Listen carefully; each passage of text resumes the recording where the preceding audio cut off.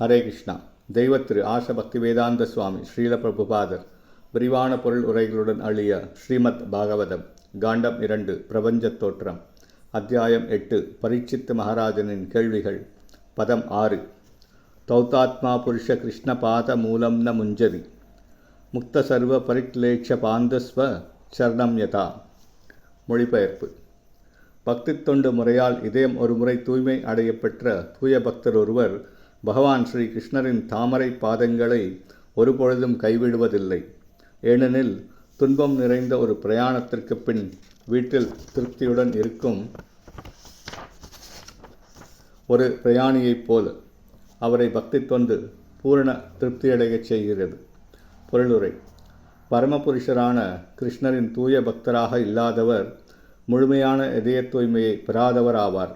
ஆனால் பூரணமாக தூய்மை அடைந்த ஒருவர் பகவானின் பக்தி தொண்டை துறப்பதே இல்லை.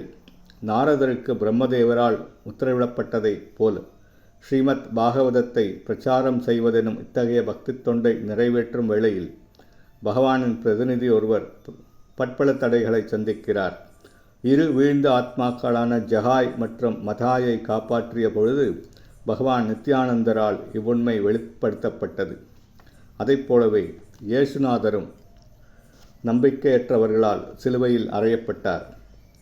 ஆனால் அத்தகைய கஷ்டங்களை பக்தர்கள் பிரச்சாரத்தின் பொழுது மிகவும் மகிழ்ச்சியுடன் அனுபவிக்கின்றனர். அவை மிகவும் கடுமையானவையாக இருப்பினும் பகவான் திருப்தி அடைவதால் அவரது பக்தர்களும் உன்னத இன்பத்தை உணர்கின்றனர்.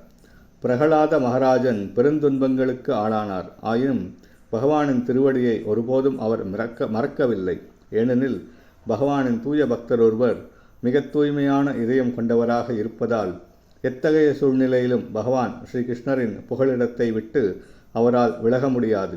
அத்தகைய தொண்டில் சுயநலம் இல்லை. ஞானிகளால் மேற்கொள்ளப்படும் அறிவு பண்பாட்டு முன்னேற்றம் அல்லது யோகிகளால் மேற்கொள்ளப்படும் உடற்பயிற்சி ஆகியவை அவற்றை செய்பவர்களால் முடிவில் கைவிடப்படுகின்றன.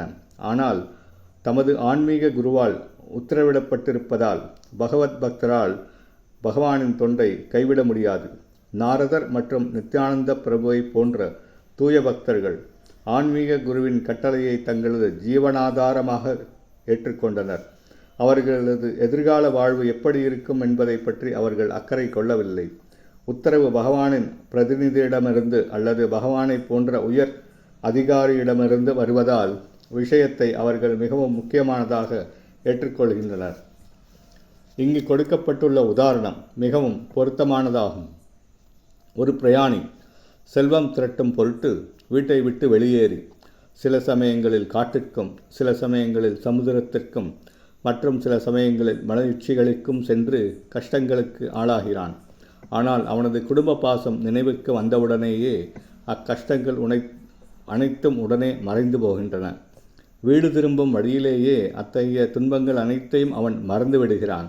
பகவானின் தூய பக்தரும் அதே போன்று ஒரு குடும்ப உறவில்தான் பகவானுடன் தொடர்பு கொண்டுள்ளார். இதனால் பகவானிடம் முழுமையான பாசம் கொண்டுள்ள மனநிலையில் தமது கடமையை நிறைவேற்றுவதில் அவர் தடுக்கப்பட முடியாதவராக இருக்கிறார். ஹரே கிருஷ்ணா.